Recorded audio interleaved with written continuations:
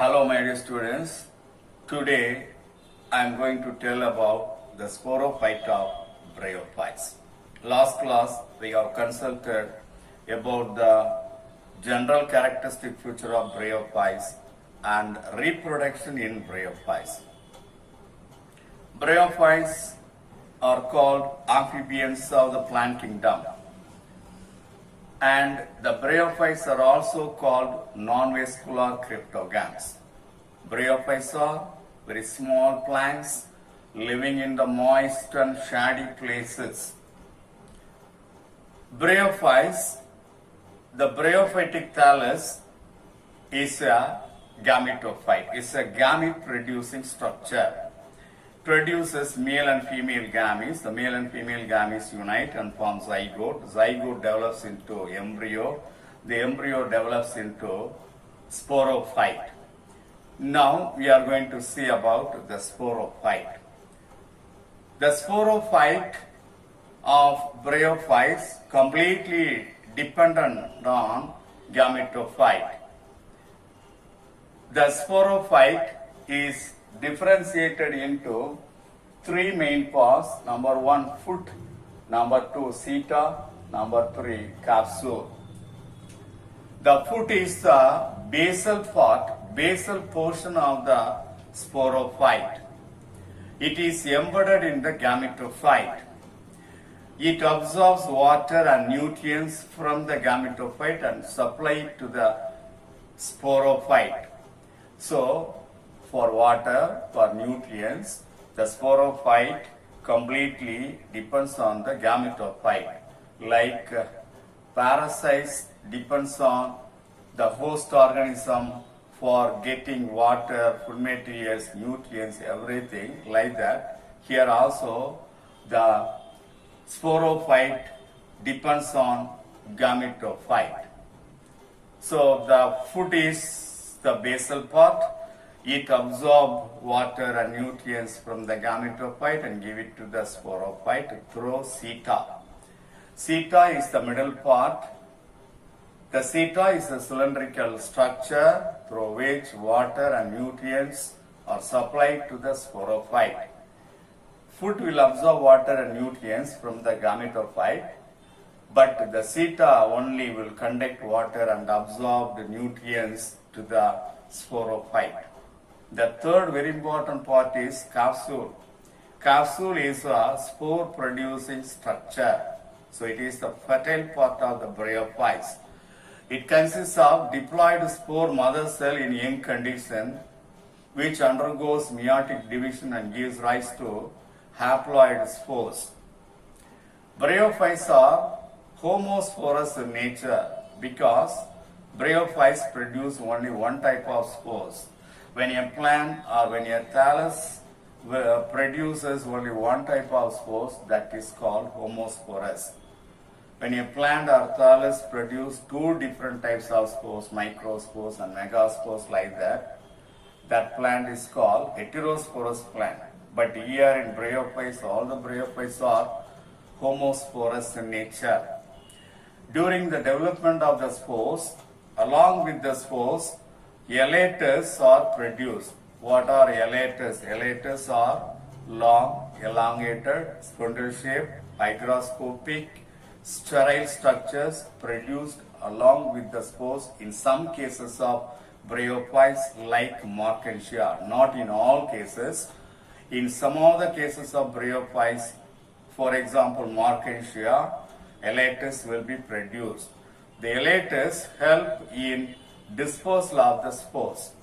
So the elaters are very helpful in the dispersal of the spores.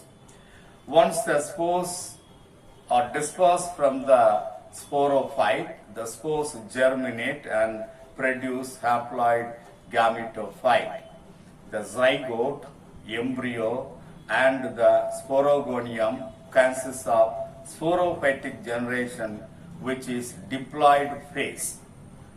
The green long-lived gametophyte producing structure is gametophyte, which is haploid in nature. So in the life cycle of bryophytes, the haploid gametophytic phase alternates with the diploid sporophytic phase and vice versa to complete one life cycle. That is called alternation of generation.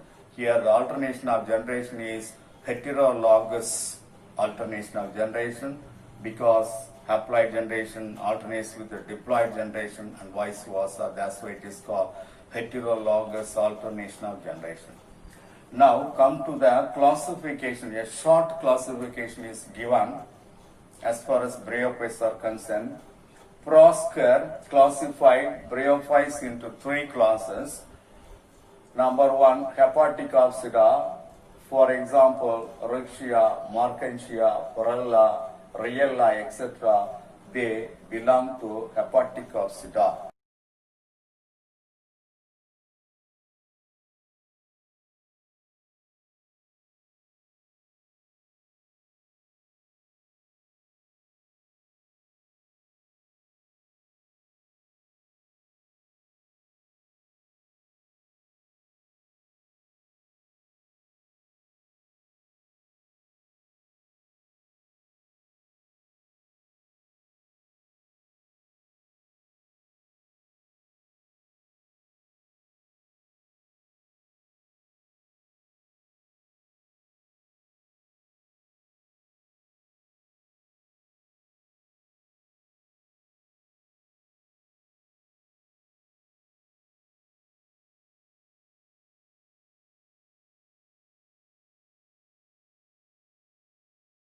They belong to the class Hepaticopsida. The second class is Anthoceratopsida. Example, Anthoceras, Dendroceras, etc.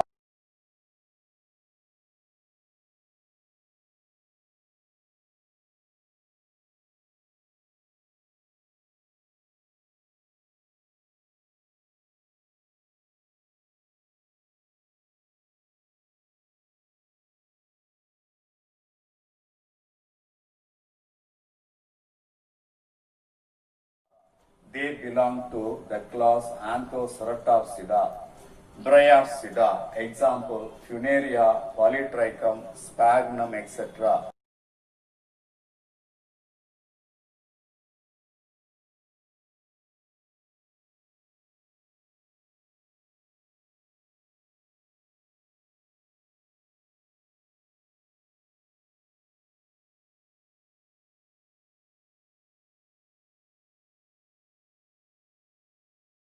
They belong to the class Bryopsida.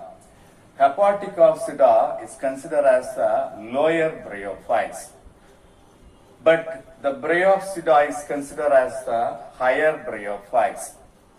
In the higher bryophytes like Funaria, Polytrichum, Sphagnum, fruit-like, stem-like, leaf-like structures can be differentiated in the thallus. But here in Hepaticopsida and Anthoceratopsida, the thallus is seen. The thallus is not differentiated into root, stem and leaves. Such an undifferentiated structure of plant body is called thallus. So that is about the classification. Come to the economic importance of bryophytes. A large amount of sphagnum, a large amount of dead sphagnum thallus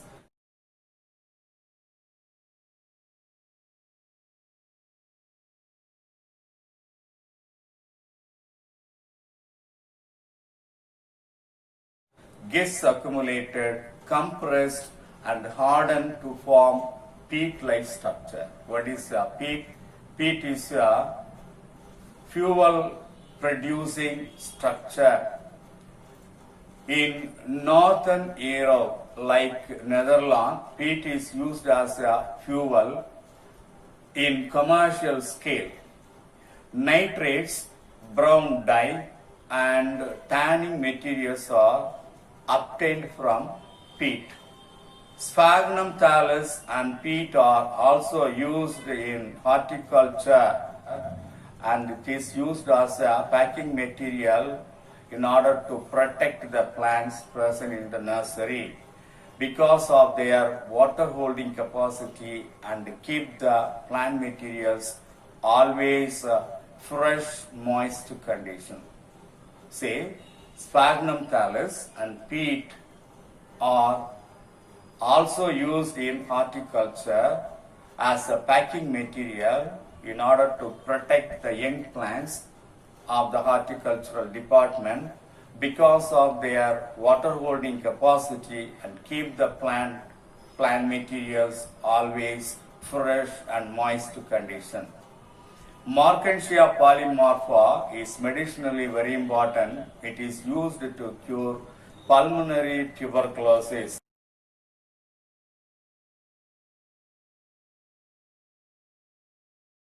Sphagnum, bryum,